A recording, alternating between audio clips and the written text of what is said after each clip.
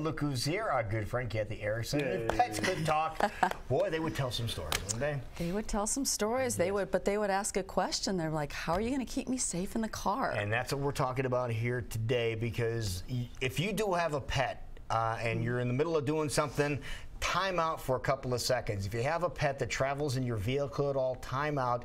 You're going to want to watch this. Well, this is interesting because we're always talking about car seats for kids and how they always don't stand up to proper procedures and safety, but people don't always think about what we use for our animals. The problem is there are no standards, and there is an organization called the Center for Pet Safety that decided to test the crates and the harnesses and the little pads that we have for our dogs to be in the car. The things that we are under the assumption are for the safety of the pet. And the problem is that several of these products advertise that they've been tested. Well, a nonpartisan group tested them, and here's what happened.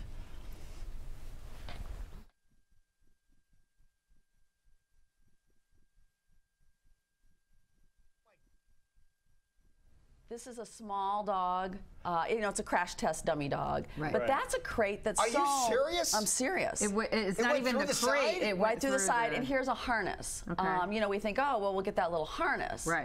I would hate to have this happen to my dog. Oh my goodness, I can see what's coming. And, you know, it just, what happens is the stitching doesn't hold. What does hold will practically pull your dog in half. I mean, look at that. It just... Now this is only going 30 miles an hour, which most of us are going much faster than that when we're traveling. So this is if you just get bumped, you know, going to the store. So what happens is there's all kinds of safety issues here. So first of all, obviously the health and welfare of the dog.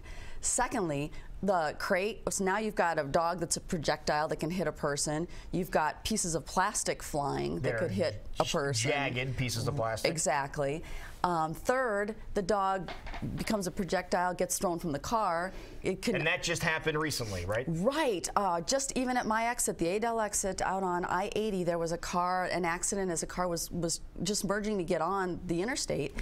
And 2 dogs in the car, neither of them protected. One died on the scene. The other one was loose and running around for a couple days. And Amy Hines was trying, you know, from Hines 57 was trying to get people together. They eventually found the dog, but the dog was in shock. So, you know, for 2 days, nobody could catch the dog because it was so afraid. So the problem is that, you know, A, we're all traveling with our pets so much more. So keeping them safe is a bigger task.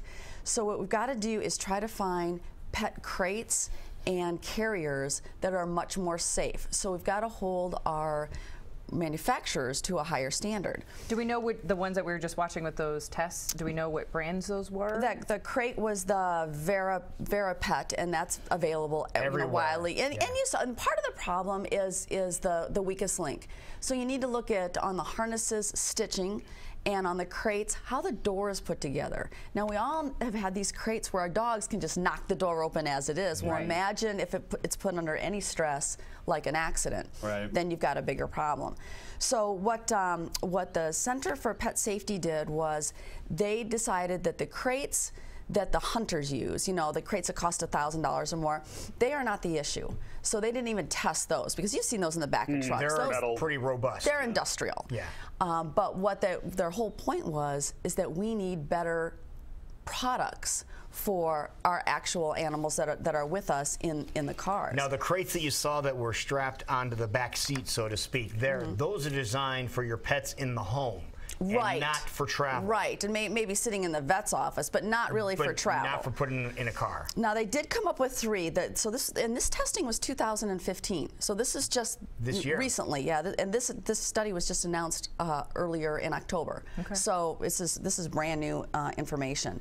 The 3 top products were Gunner Kennels G1 Intermediate, and that's with tie-down straps. They have them built in? Right. The straps are built in, and there is a locking mechanism on the door. So the door is much more industrial, and I think we have some photos of these top products. Now, people with kids will know that kid seats now, the seats in the back seat of cars themselves have metal anchors in them. Right. So there could be a mechanism. They're really easy to put in. You just go ting ting and you tighten them up and they're in. And that's what you're going to see in these better products. Okay. Even in the safety harnesses, they're created with loops so that you can take that safety belt and loop it through and pull it back. But it's not just stitched. It's a more of industrial kind of loops back there, just like you're talking about, Jason.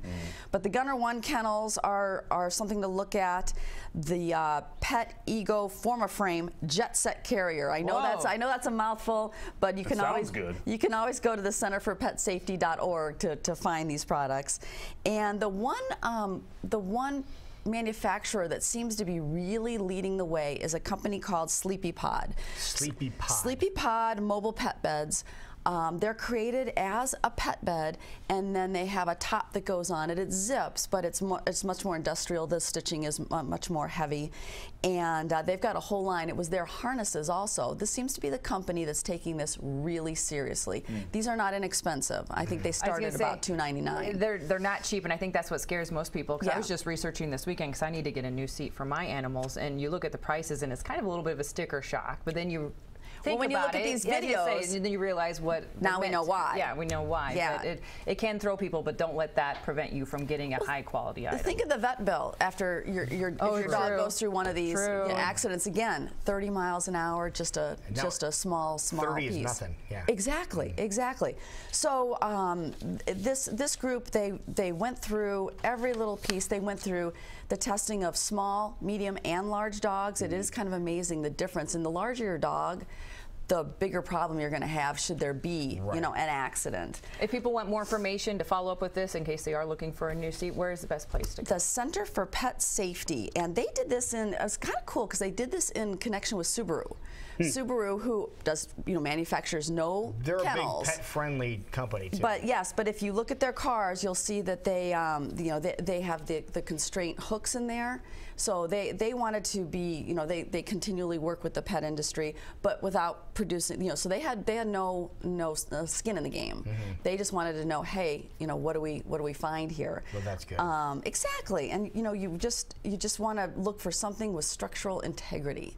And of course, people can get more information on your website as well, muzzlebump.com. They always keeping you up to date on the best thing for your pets. We're trying. There it is. Again, one more time. Website one more time in case people are getting ready for work. Muzzlebump.com, and we always have information at GreatIowaPetExpo.com and on the Great Iowa Pet Expo Facebook page. And you'll have a link to all this information too. You got it. Wonderful. There you go. Well done. Thank you.